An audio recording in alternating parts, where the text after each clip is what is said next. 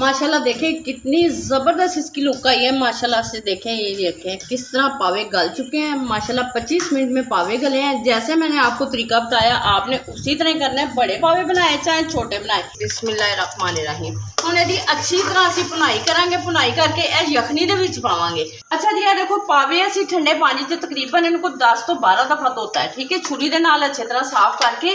बिस्मिल्लाहिर्रहमानिर्रहीम। क्योंकि मैं मसाले इकट्ठे ले लैनी हाँ, बार बार ना जाया करो बाजारा च। एक दफ़ा चीज़ लियांदी होवे ते कितनी देर लग जाती है। ये देखिए पावे गल चुके हैं माशाल्लाह। इसने 25 मिनट लिए हैं। अस्सलाम वालेकुम मेरी प्यारी बहनों, कैसी हो? उम्मीद है कि आप सब ठीक होंगे, मेरे प्यारे बच्चे भी ठीक होंगे।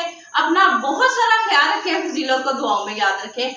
आज मैं रेसिपी लेके आई हूँ आपके लिए। पाए बनाएंगे। बड़ी ईद आ रही है, मैंने कहा अपने बच्चों के लिए मैं अच्छी रेसिपी है, जैसे बड़ी ईद आने वाली है उससे मैं पहले आपको काफी बड़े गोश्त की छोटे गोश्त की रेसिपी बताऊंगी। आए हमारे साथ, आपको दिखाते हैं कि पाए किस तरह बनेंगे। अच्छा जी, देखो पावे असी ठंडे पानी से तकरीबन इनको 10 तो 12 दफा धोता है। ठीक है, छुरी दे नाल अच्छी तरह साफ करके इनू थोड़ा जिन्ना मीठा सोडा ला के असी रख दिता। ठंडे पानी च रखना है और बहुत मजे दे बननगे। बिस्मिल्लाहिर्रहमानिर्रहीम। सब तो पहले वड्डी ईद दी डिश है। देखो जी, मैं तुहानू इस वास्ते दसा, मैं क्या अगों वड्डी ईद आ गई है। मेरे बच्चों ने कहना कि आंटी ने सानू चीज़ा नहीं दसिया। मैं क्या मैं जरूर अपने बच्चों ने शेयर करा। नीचे आँच लगाते हैं। बिस्मिल्लाहिर्रहमानिर्रहीम।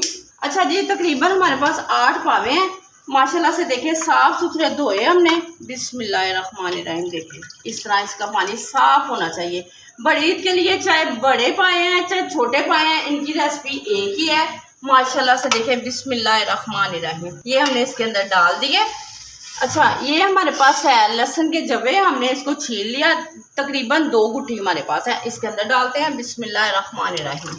बड़े मजे दे पावे बनते जे और ये फायदे तुहानू पता है कि किन्ने ने। यखनी ये मरीजों से बहुत अच्छी चीज़ है और साढ़े बच्चों से बड़ी अच्छी चीज़ है। यह नहीं तुसीं कहना कि गर्मी है या सर्दी है, यह तुसीं गर्मियां भी खा सकते जे सर्दियां भी, क्योंकि यह फायदेमंद चीज़ है। और वड्डी ईद आ रही है, मैं अपने बच्चों को जरूर यह चीज़ां दसदी जावां।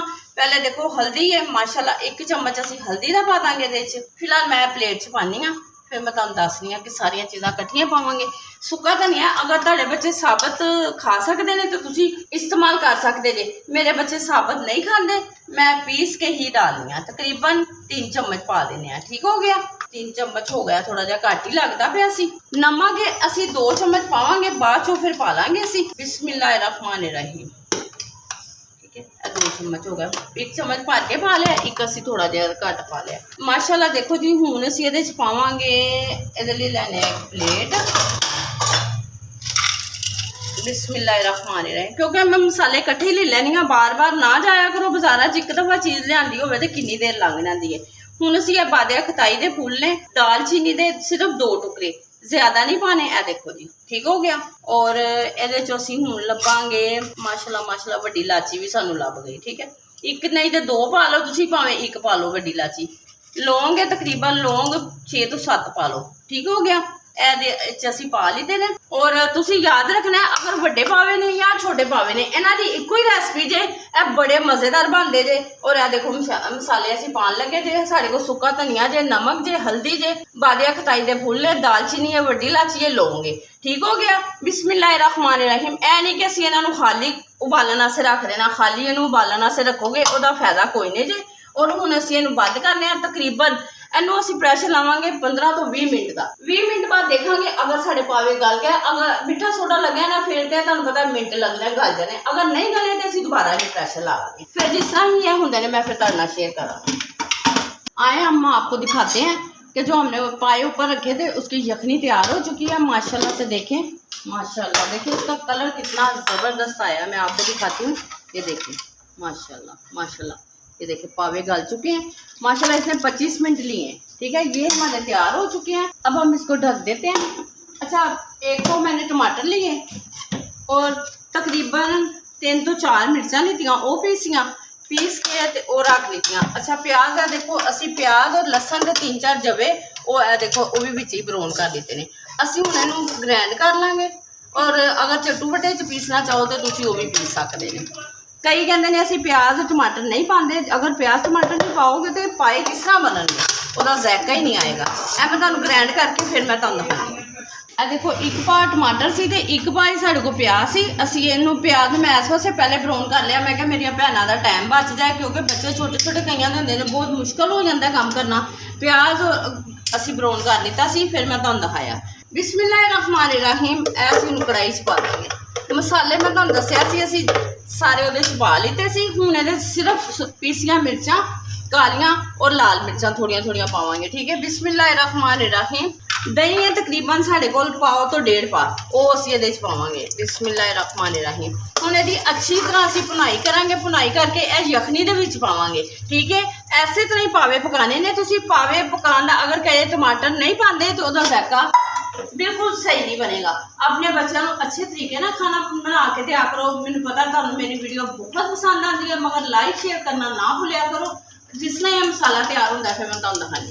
हाँ जी माशाल्लाह देखो मसाला तैयार हो चुका है। माशाल्लाह इस तरह इसकी बुनाई करनी है। यह देखो जी, खड़े मसाले बच्चे नहीं खाते, क्योंकि बच्चों को फिर आवाजारी होंदी है। मसाला खड़ा भी अदरक होवे, कोई लसन आ गया, कोई होर चीज़ आ गई तो नहीं खाते बच्चे। यह देखो माशाल्लाह मसाला इस तरह भुनिया करो। अगर असीं कढ़ाई गोश्त का भी मसाला इस तरह भुनीए तो बहुत मज़ेदार कढ़ाई बनती है। और बड़े पावियां की भी रेसिपी यहो जी तो छोटे पावियां की भी रेसिपी यहो ही है।